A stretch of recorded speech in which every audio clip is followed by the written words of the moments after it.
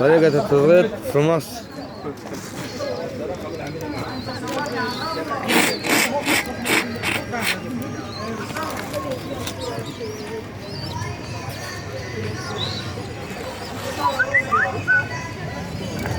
هذه عملية التضغيط يا جمهورية مصر. والله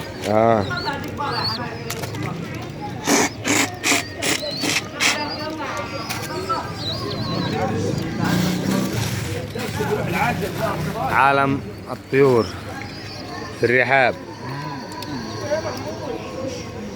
شايف كيف يا فيصل؟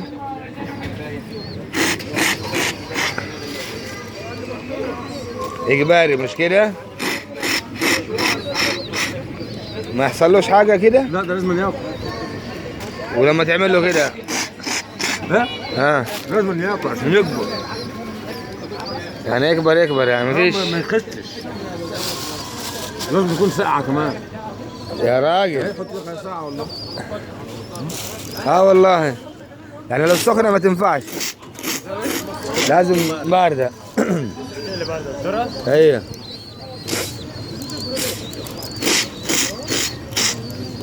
تزق له قد ايش يعني؟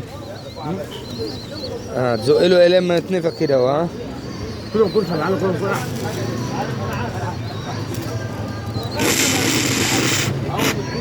الرئيس حودة يا جماعة معلم التصغير. بص الصيني بص فيك ازاي.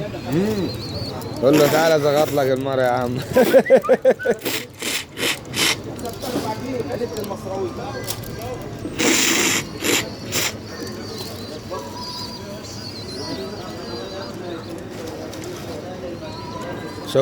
شكرا الرئيس محمود.